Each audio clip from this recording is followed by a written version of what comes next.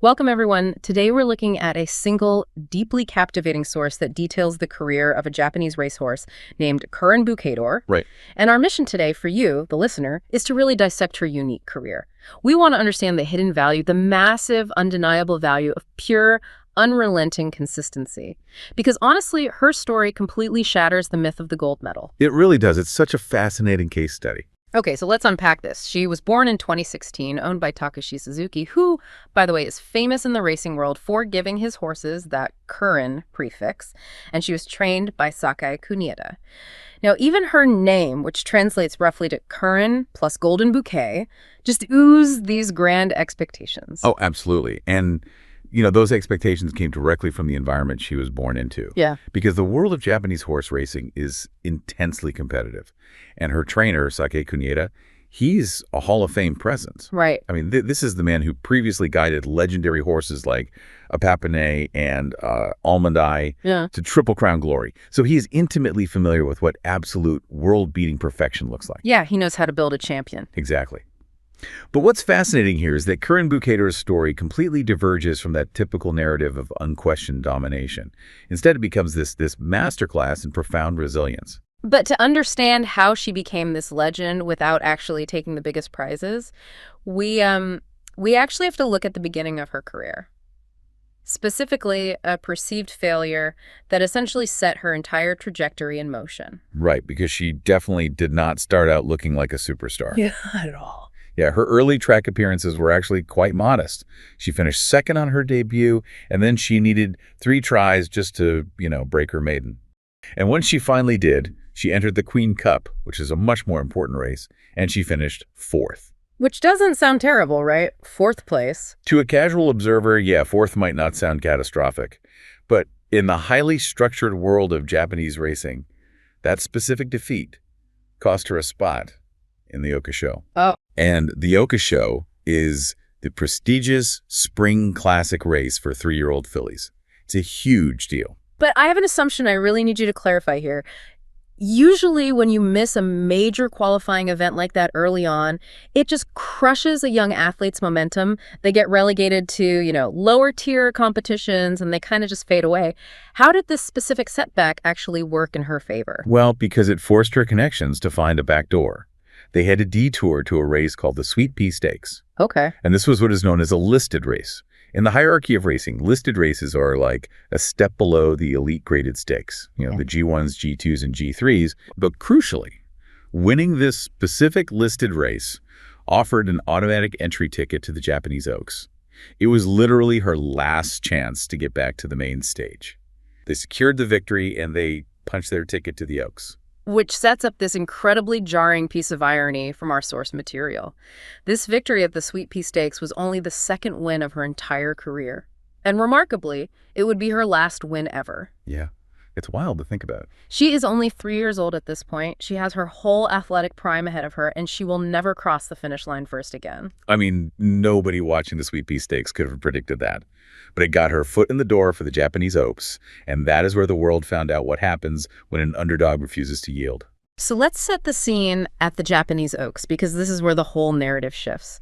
The stage is massive, and Curren Bouquetd'or is practically invisible to the betting public. She goes off as the 12th favorite. Yeah, a total anonymous outsider. Right. Everyone is fixated on the unbeaten favorite, Love's Only You. But instead of folding, she battles Love's Only You all the way down the stretch, going head-to-head, and loses by just a neck to finish 2nd. And you have to realize, a neck is a fraction of a second when you're moving at 40 miles an hour. That result shocked the entire racing ecosystem. I bet. The conversation instantly pivoted from, who is this horse, to a sudden realization that she possessed an elite gear nobody knew about. And here's where it gets really interesting, because she proved the Oaks wasn't a fluke. We start seeing this pattern emerge. Autumn rolls around, and she enters the Shukusho. She is no longer ignored. She is the 2nd favorite. And who beats her? The brilliant Chrono. So she finishes 2nd again. And then her team makes this massive, highly ambitious decision. They enter her in the 2019 Japan Cup. Now, the Japan Cup is a totally different animal. She was stepping out of her age group and her gender group to face older, fully established male champions. Right. And people generally expect her to hit a wall here. Completely. But instead, she finishes second yet again. And not only that, she beats 2 former Derby winners in the process, Wagnerian and Makahiki.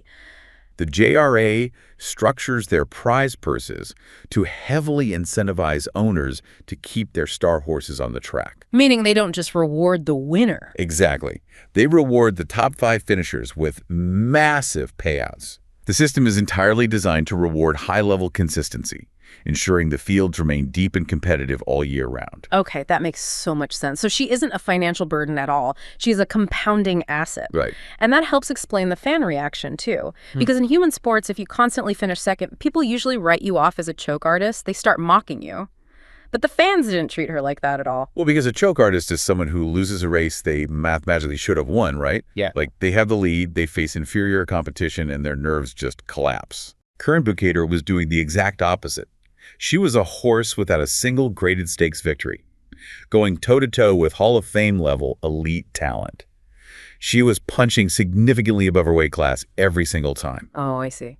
If we connect this to the bigger picture, her streak of runner-up finishes created this deeply powerful emotional hook. Fans weren't laughing at her for losing. They were captivated by her sheer refusal to be outclassed. So by 2020, her reputation as the lovable silver collector is fully cemented. But simply being consistent wouldn't secure the kind of legendary legacy our source material outlines. To achieve that, she was about to face circumstances and opponents that completely defied logic. Right, and that gauntlet began with a disruption literally nobody saw coming, the global pandemic. At the start of 2020, she opens the season with another second place. Then her team aims for an international challenge in Dubai. But COVID-19 strikes. She travels all the way overseas only for the races to be canceled, and she has to come all the way back to Japan without ever setting foot on the track. And we really have to recognize the physiological toll that takes on an animal. Right. It's not like she's flying first class and watching movies. Exactly. A transatlantic flight for a 1,200-pound horse is immensely stressful. It disrupts their digestion, their training rhythm, their muscle tone. An aborted campaign like that can ruin a horse's entire year. Many never recover their form. But she just brushes it off. She resumes racing, finishes second again, and that sets the stage for the 2020 Japan Cup. And I really want you, the listener, to grasp the sheer absurdity of this specific race. The source calls it one of the greatest fields in racing history. Without doubt. Curren Bouquetdor lines up against not 1, not 2, but 3 Triple Crown winners simultaneously. Almond Eye, Contrail, and Daring Tact. She goes off as the 5th favorite. It's like a hardworking regional indie band showing up to a gig, and the promoter casually mentions they're opening for the Beatles, Queen, and the Rolling Stones all on the same night. Right. You are mathematically supposed to be blown off the stage. Yeah, having 3 Triple Crown winners in a single race is a generational anomaly. It is the gathering of immortals. For a horse with only 2 listed wins to even be in the starting gate feels almost presumptuous. Yet she finishes 4th. Yes. And she misses 3rd place by a mere nose behind Daring Tact. Against living legends, she proves undeniably that she belongs in the conversation. And her stubbornness is put to the ultimate test when she tries to defy what can only be called a historical curse at the Tenno Show Spring. The Tenno Show Spring is a completely different kind of monster. It is a grueling 3,200-meter race. That is roughly 2 miles.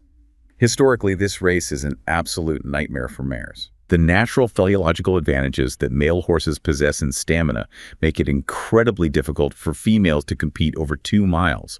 In fact, you had to go all the way back to 1955 to find a mare that finished in the top 3 of this race. 1955, a 66-year drought. The odds are completely impossible. But Curren Bouquetdor runs courageously the entire 3,200 meters against the males, against the physiology, and crosses the line in 3rd. Yep. She breaks a 66-year curse and makes history in the modern graded stakes era. It is just a phenomenal achievement. Yeah. She didn't take the gold medal, but she fundamentally rewrote the record books through pure grit. She follows that up with a 4th place finish at the Takarazuka Kinen, which brings her streak to something almost incomprehensible. Since her debut, she had finished in the top 5 16 consecutive times against the highest tier of elite competition in Japan. But, as we know, every physical machine has its limits. Unfortunately, yes. And this brings us to the twilight of her career. It's a moment that carries a lot of emotional weight. It is the autumn of 2021. She enters the tennis show autumn, and for the very first time, the magic just isn't there. Yeah. She finishes 12th. The 16 race streak is broken. And our source notes, it wasn't a lack of desire, it was a physical failure. She is diagnosed with suspensory ligament inflammation. Which is a devastating diagnosis for a racehorse. Completely. The suspensory ligament essentially acts as the primary shock absorber for the horse's leg. Oh, wow. When a 1,200-pound animal hits the turf at high speeds, that ligament bears the brunt of the force.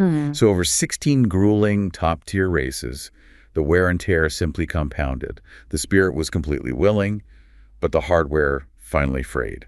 So the injury forces her team to cancel her planned Japan Cup entry, and she is officially retired to become a broodmare at Shedai Farm. Her racing career is over. Which brings us to the final numbers. And this is where the concept of the silver collector pays off in ways that defy conventional logic. Her career ends with exactly 2 wins, 0 graded stakes victories. Her last win was a listed race at age 3, yet her total earnings exceeded 458 million yen. It's staggering. Well, let me get this straight. 2 wins, no major titles, 458 million yen. How does the math on this possibly work out? Well, this raises an important question, right? How do we actually value an athlete's contribution? Yeah. Because the statistics are undeniable. With that 458 million yen, she became the highest-earning horse in Takeshi Suzuki's entire stable history. Which is mind-blowing because she out-earned a horse named Curren, and Curren was a 2-time Grade 1 winner. Exactly. She brought in more total revenue than a multiple-time world champion. In fact, among all Japanese-trained horses with only 2 career victories, only one other horse in history, a runner named Sounds of Earth, ever earned more money. Wow. It perfectly illustrates that economic mechanism of the JRA you explained earlier. But, looking at the fan reactions in our source material, it is incredibly clear that the 458 million yen isn't why the public adored her. No, not at all. The financial success was simply a byproduct of the trait that truly mattered, so she always showed up. Exactly. The money followed the persistence. She represents the absolute core of the sports fan experience. We watch sports to feel something. Every time she walked into the starting gate against invincible titans, she made fans think, maybe this time. Yeah, that hope. Right. She rarely gave them the first-place trophy, but she always gave them hope. She made them believe in the nobility of the effort itself. Thank you so much for watching. If you enjoyed this video, please like and subscribe for more.